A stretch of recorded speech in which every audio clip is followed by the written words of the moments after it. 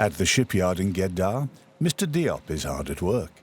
Since retiring, this former fisherman has branched out into decorating pirogues.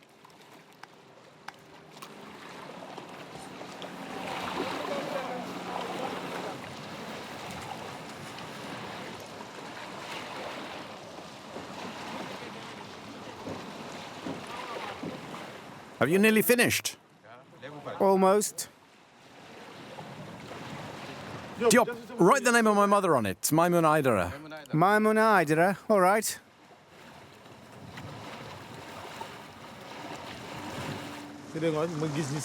Whenever I've named a boat after my mother, it's brought me luck, and I've had good catches. I've called all my boats Maimun Aidara ever since. I've just come back from Mauritania, where the fishing boats are all painted specific colours. All the pirogues are brown there. But I'm back now, and tomorrow I'm going fishing. So I'm getting my boat repainted with the colours from home.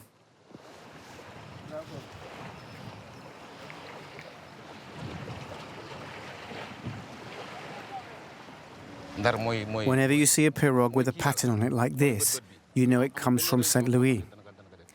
The blue at the front of the pirogue is the arches of the Feder Bridge, which is our emblem. The grey painting means happiness. That's the fisherman returning home to rest. He's happy. He's made enough money to feed himself and his family. It represents happiness and money. It's done. You can climb aboard.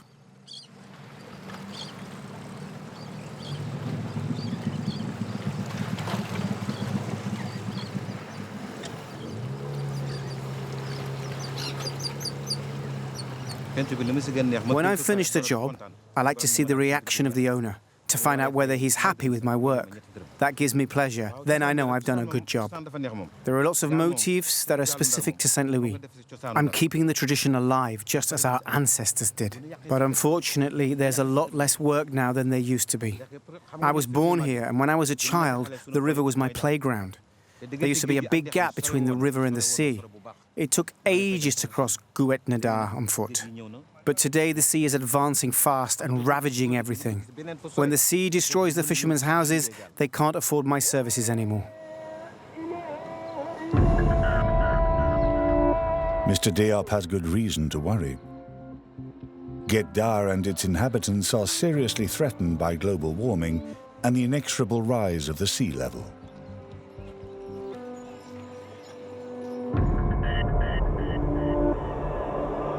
Season after season, tide after tide, the Atlantic Ocean is devouring the coastline and terrorizing the inhabitants of Gedda.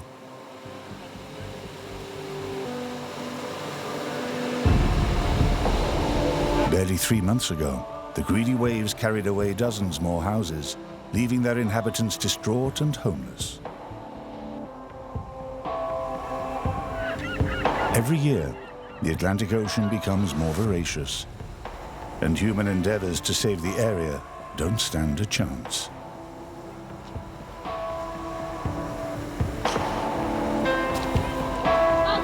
The environmental threat hanging over Senegal can be explained by its geography.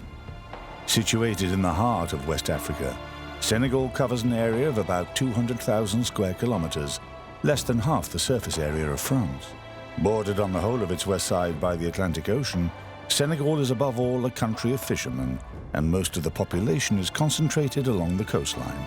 Dula people from Casamance in the south, Serer people in the center, and Wolof people in the north are all subjected to the caprices of nature, which is retaliating blow for blow what it has suffered at the hands of humans.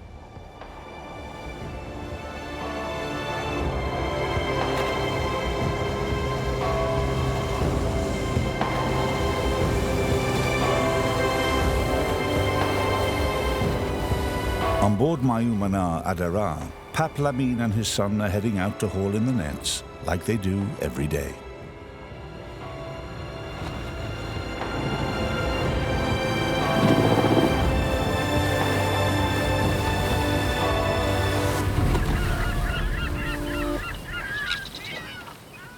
Come on, pull, pull. Faster, faster. Go on, go on, go on, go on, go on, go on, go on.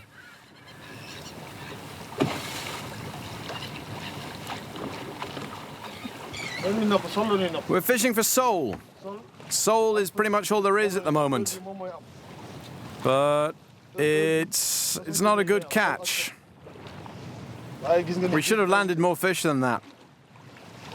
I've been fishing since 1982.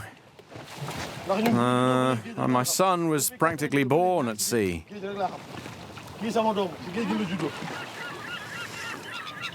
It's hard work, and there are lots of accidents. It's not easy working here. The sea's becoming more and more violent.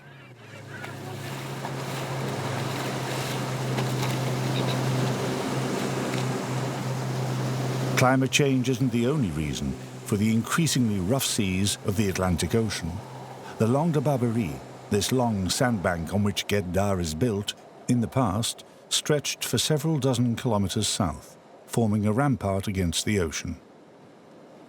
But in 2003, to protect Saint Louis from flooding from the Senegal River, the authorities dug a 4-meter-wide breach in the sandbank, unintentionally opening up the Pandora's box.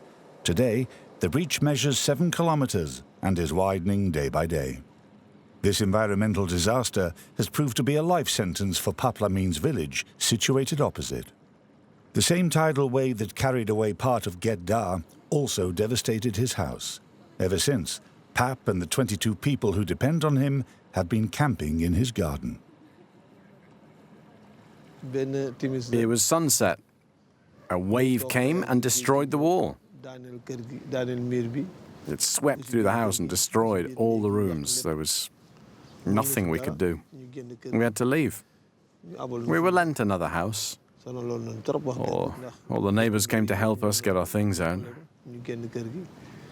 Very difficult time for us. These freak waves started coming last year. The sea destroyed our house the first time. We rebuilt it, then it happened again this year. I'm very worried, because if it happens again, we won't be able to carry on repairing the house forever. Every evening at 7 o'clock, we move out. We don't sleep here anymore, because we're too scared of the sea. Tonight, like every other night, Paplamine and his family are leaving their house to go and spend the night with friends far away from the coast.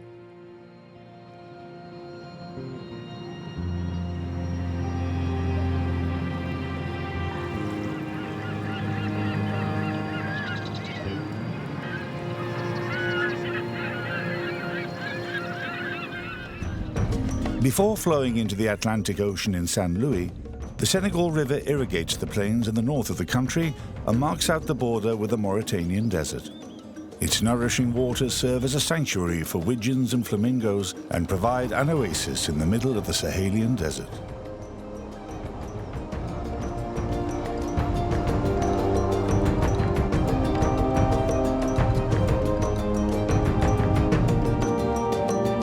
Saint Louis in the river mouth mark the northern limit of the Grande Côte. Along this 150-kilometer stretch of coastline, the same problems of coastal erosion and overfishing recur. At the other end of the country is the city of Dakar and the Cape Verde Peninsula, a conglomeration of 3 million inhabitants. That's a lot of mouths to feed for the men and women of Kayar, Senegal's largest fishing port.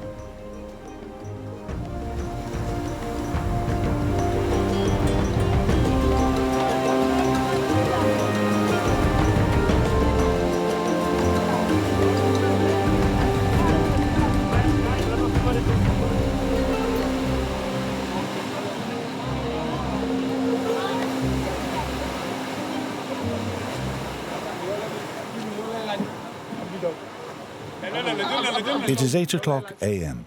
The pirogues head out, passing those returning from fishing trips which have lasted all night or even several days. Eliman is a child of Kayar. He is the son of a fisherman and a fisherman himself.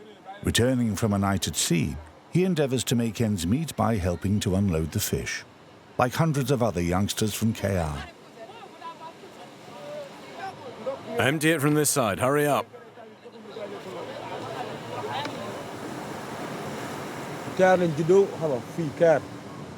I like the sea where I spent my childhood. We spent all our time playing on the beach. It was our playground. When the pirogues came in, they were full of fish. But in 2006, the Senegalese government signed a fishing agreement with the Europeans. Big trawlers came here to fish, and they took everything. We used to fish 2 or 3 kilometers from the shore. Now we have to go much further, and there are no fish left. Plus, the population here has increased a lot. Before, there were only 200 to 300 pirogues. Now there are 6,000 here in Kaya. Everything has become more expensive, harder to come by and more complicated. The young people have started to emigrate. We went up to Saint Louis where a pirogue was about to set sail. We boarded it, but it got damaged off the coast of Mauritania. So we disembarked there and came home. Then I made a second attempt, and that time I managed to get as far as Tenerife. The Spanish put us in immigration centers, but we were sent home by the Senegalese government. If I get another chance to emigrate, I'm going to take it, because I've been fishing for 28 years now, and I can't make a decent living out of it.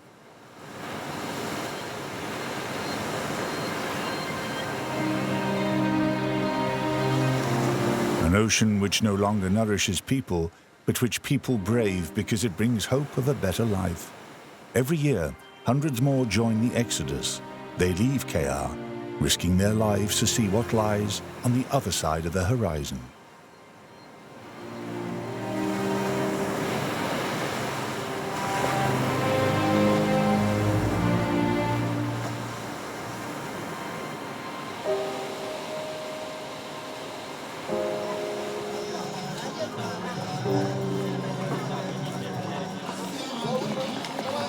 Periods of celebration, such as Ramadan, place an extra financial burden on the people of KR. In this mostly Wolof region, members of the Muslim Brotherhood, Bayi Fal, go round the streets begging for alms as a sign of humility and solidarity with the poorest. This cult, that is close to Sufism, advocates indifference to all material possessions. A Bayi Fal ceremony is organized every Thursday at Eliman's house. Hello everyone, how are you? Abdullah? Galgu? How are you, my brother?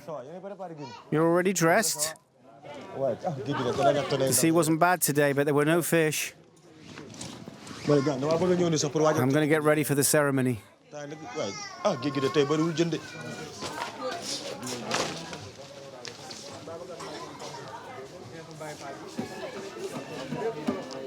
After his second attempt to emigrate, Eliman's wife left with his 2 children. He finds comfort in his family and the solidarity of the Bayi Fal Brotherhood. Mamshir, where's your black and white robe? Here, put this on. Mamshir has a rosary. Go and bang the tom-tom. Not all at once. Gently. Gently.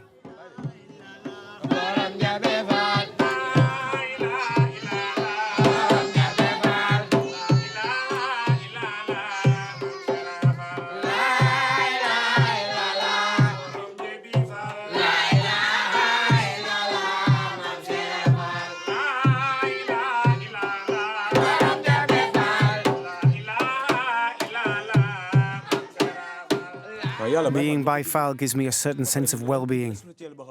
I'm happy to be Bayi Fal. Being Bayi Fal means I can put up with a lot. It teaches you patience. Being Bayi Fal means being tolerant. We don't have much, but we try to be happy with what we have. It's another dimension to life.